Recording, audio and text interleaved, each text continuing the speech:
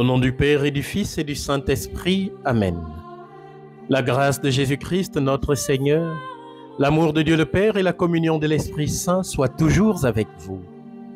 Frères et sœurs, nous célébrons le 7e dimanche du temps ordinaire de l'année C et nous vous souhaitons la bienvenue dans notre paroisse Notre-Dame des Apôtres pour notre méditation dominicale. Chers frères et sœurs, avec les béatitudes de dimanche dernier, notre Seigneur Jésus-Christ nous a donné les clés qui permettent de découvrir où se trouve le vrai bonheur. Ce dimanche, il nous indique le chemin pour y parvenir, un chemin dur et épineux, un chemin exigeant, mais qui mérite d'être suivi. Aimez vos ennemis, nous dit le Seigneur ce matin. Frères et sœurs, cela ne dépasse-t-il pas nos forces humaines? Nous le savons, c'est coûteux. Mais notre Seigneur nous dit ce matin que c'est nécessaire pour nous. Il suffit d'ouvrir les yeux pour voir que dans les relations professionnelles, dans le débat politique et social, et même parfois entre amis et membres d'une même famille, on se fait du mal. Il y a des humiliations, du ressentiment, de la vengeance et de la violence. Frères et sœurs, quand on rétorque violemment à ces abus, les conséquences sont encore plus graves. C'est pourquoi Jésus nous dit ce matin, seul l'amour est capable de désarmer la haine. Faites du bien à ceux qui vous haïssent. Frères et sœurs, Jésus n'a pas l'intention de supprimer la justice humaine. Il nous dit simplement ce matin que pour avoir des relations fraternelles, des relations justes, il nous faut arrêter de juger et de condamner. Le chrétien doit pardonner parce qu'il a été lui-même pardonné. Jésus a donné sa vie sur la croix pour apporter le salut au monde entier, y compris à ses persécuteurs, y compris à ses bourreaux. Bénissez ceux qui vous maudissent, frères et sœurs. Les insultes, les calomnies, les diffamations, les ragots nous détruisent. Mais nous nous justifions facilement lorsque nous-mêmes nous rejoignons le cœur des ragots pour en devenir les principaux chantres. Nous devons tous être vigilants, frères et sœurs. Combien de fois utilisons-nous notre langue seulement pour maudire, mentir, calomnier et pour détruire la dignité de nos frères et nos sœurs? Oui, chers frères et sœurs, la médisance ne fait pas partie du profil du disciple de Jésus-Christ. Bien au contraire, celui qui aime dit du bien, même de ceux qui le maudissent, et souhaite le mieux pour eux, c'est-à-dire que Dieu les bénisse.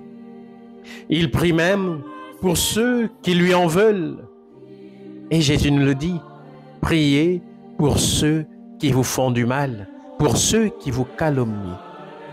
Chers frères et sœurs, efforçons-nous de suivre les commandements de notre Seigneur. Effaçons de notre souvenir, de notre mémoire, les offenses que l'on nous a faites, les humiliations dont nous avons souffert, aussi injustes, inciviles et grossières qu'elles aient été, parce qu'il n'est pas digne d'un fils de Dieu de tenir un registre pour les offenses et les frustrations subies. Nous ne pouvons pas oublier, chers frères et sœurs, l'exemple du Christ. Du haut de la croix, avant de mourir, il prie pour ses bourreaux. Père, pardonne-leur, car ils ne savent pas ce qu'ils font. La vie chrétienne, frères et sœurs, n'est pas facile. Elle demande d'affronter les épreuves pénibles dans lesquelles il est inévitable de souffrir, comme Jésus a souffert sur la croix, Mais la vie chrétienne est un chemin de paix, de joie, d'amour, un chemin qui mène au bonheur. Seuls ceux qui pardonnent se comportent comme de bons enfants de Dieu, ce Dieu, Père, miséricordieux. Ceux-là seront vraiment heureux. Chers frères et sœurs, la page d'évangile de ce dimanche peut être à juste titre considérée comme la grande charte de la non-violence chrétienne, nous dit le pape Benoît XVI. Il ne s'agit pas, cependant, pour nous, de nous résigner devant le mal et les injustices, selon une fausse interprétation du tendre l'autre joue. Le Seigneur nous invite ce matin, dans l'Évangile, de toujours répondre au mal par le bien, car seul l'amour peut rompre la chaîne de l'injustice et de la violence.